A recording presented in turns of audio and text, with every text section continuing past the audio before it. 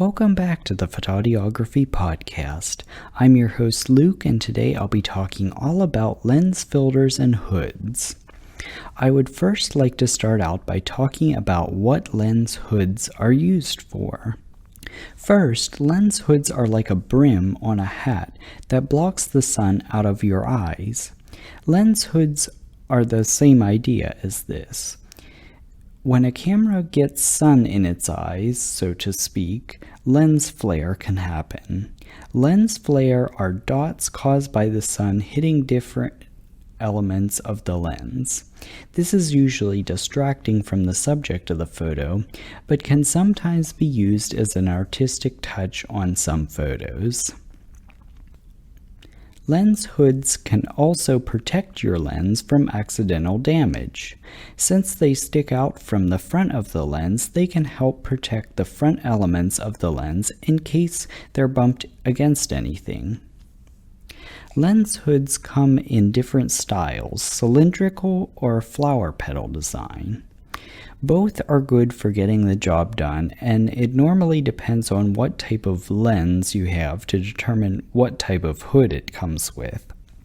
Cylindrical lens hoods are great at completely blocking stray light coming into the lens. Let me now turn to when you should use lens hoods. Lens hoods are most used when your subject is backlit or when you are shooting in strong sunlight or other situations where lens flare might happen. Otherwise, there is no reason why you should take your lens hood off unless it's cumbersome. The only time you might want to consider not using a lens hood is when you are using a wide-angle lens, when you may risk having the lens hood actually be visible within your frame. Now I'd like to switch gears and talk a little bit about filters. There are many filters, but I'll just go over a few basic ones to hopefully give you an idea of what filters you can use and what you can do with some filters. The most basic filters are UV or ultraviolet reducing filters, sky filters, and protection filters. You can use any of these as a protective filter for the front of your lens, but you might as well improve the quality of your image too. A UV filter is sometimes referred to as a haze filter since they cut through haze and moisture in the air to make your photos more clear. Skylight filters have a more magenta tint, which is sometimes better when shooting skin tones. It is important to note that there are different strengths of UV and skylight filters. Based on what you're photographing, you will want to choose a stronger filtration level. UV filters and skylight filters do not have any effect on your camera's exposure. If you photograph a lot of landscapes or outdoor scenes, you should consider getting a polarizing filter. These filters are best for making colors more saturated and eliminate glare and reflection in your photos. Polarizing filters have a ring to adjust the filter to your desired level of polarization. A downside of polarizing filters is that they reduce the amount of light by around 3 stops in your image. Neutral density filters are used to reduce the amount of light coming into your camera.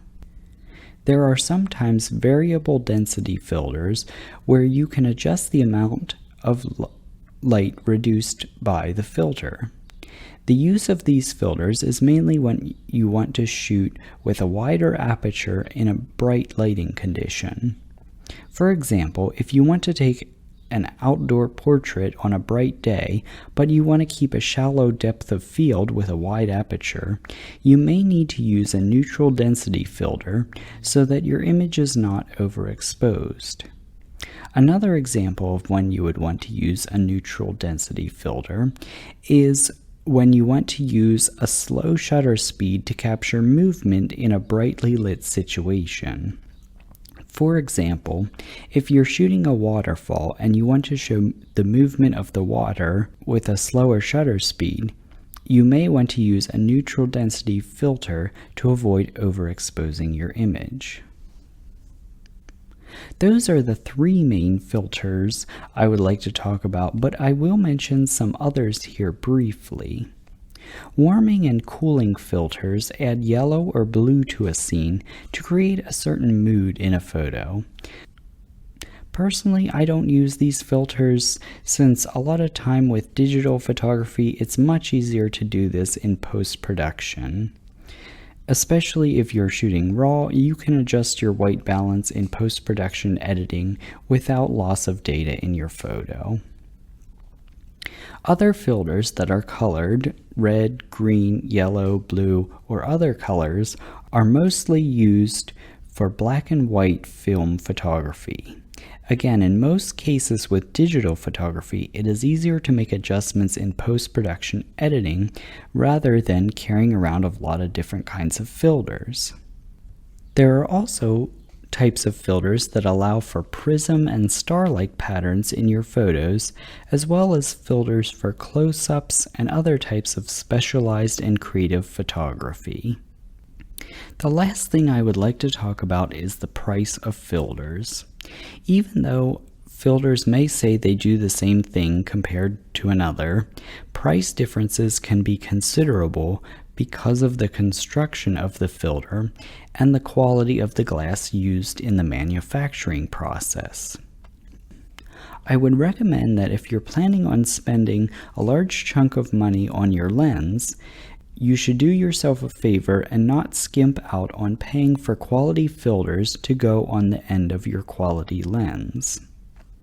With that being said, when getting started and experimenting with filters, don't feel obligated to buy the most expensive filters. If you're wanting to do experimentation, which I encourage you to do, you may want to see if you can find some relatively inexpensive filters to try out. If you find you use one of the filters a lot, consider buying a higher quality filter of that kind to give yourself higher quality images from the higher quality glass.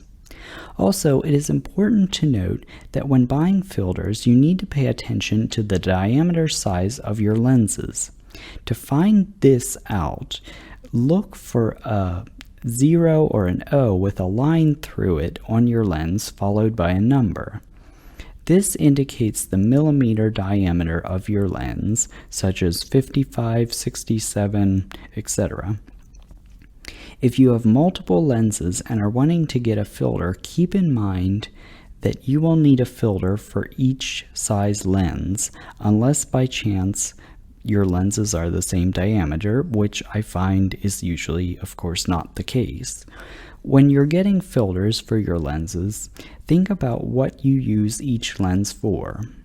If you use your zoom lens at the racetrack where it's usually pretty dirty, you would probably want to consider getting a high quality protective or UV filter for that lens.